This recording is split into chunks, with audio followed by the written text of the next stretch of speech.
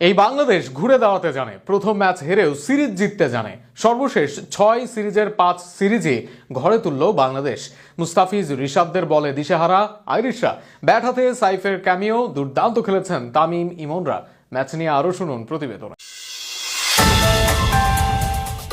বাংলাদেশের ব্যাটিং অর্ডারের মাথায় 4 জাত ওপেনার, তানজিদ তামিমের সাথে সাইফ হাসান, এরপর একে একে পারভেজ ইমন আর ক্যাপ্টেন লিটন দাসও তো ওই একই ক্যাটাগরির ব্যাটার। দুই পেয়ার ওপেনারের মধ্যে অবশ্য ক্লিক করেছে দ্বিতীয়টাই বেশি।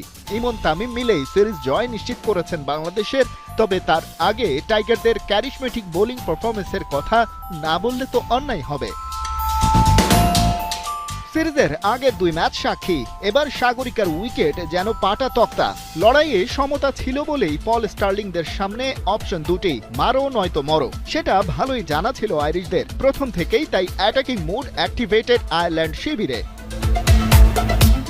বরাবরের মতোই ওদের শুরুটাও হয়েছিল ভালোই। স্টার্লিং টিম ট্র্যাক্টরের ওপেনিং জোটে এলো 24 বলে 38 রান। 4 নম্বর ওভারে শেষ বলে টিম ট্র্যাক্টরের উইকেট তুলে নিলেন শরীফুল ইসলাম। 10 বলে 17 রানের ছোটখাটো ঝড় তুলে ফিরে যান টিম। পাওয়ার প্লের শেষ ওভারে ফিরে গেছেন তার ভাই হ্যারি ট্র্যাক্টরও। ব্যক্তিগত 5 রানে ওকে ফিরিয়েছেন মুস্তাফিজুর রহমান। অন্য পাশে ক্যাপ্টেন স্টার্লিং অবশ্য রানের গতি কমতে দেননি একদম। প্রথম 6 ওভারে তাই আইরিশরা স্কোরবোর্ডে 2 উইকেটে তোলে 51 রান। সিরিজের শেষ ম্যাচটা হাই স্কোরিং হওয়ার আভাস।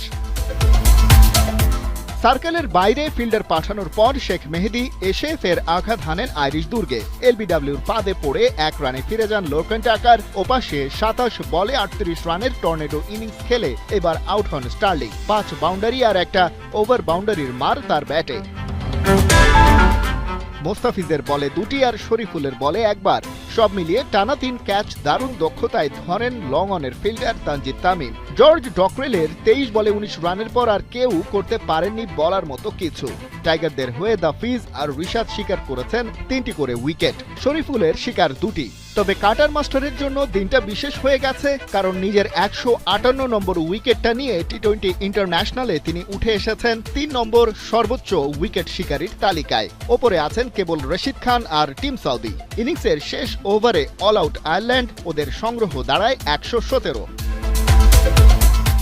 সহজ লক্ষ্য তাড়া করতে নেমে শুরুটা বেশ ছিল টাইগারদের। 14 বলে 19 রান করে ফেরেন সাইফ। তামিমের সাথে তার 24 বলে 38 রানের ওপেনিং জোটের পথে হাঁকিয়েছেন জোড়া বাউন্ডারি আর একটা ওভার বাউন্ডারি। দিনের মোমেন্টামটা ব্যাট হাতে ক্যারি করতে পারেননি কেবল ক্যাপ্টেন লিটন। ব্যক্তিগত 7 রানে ফিরেছেন ট্র্যাক্টরের বলে।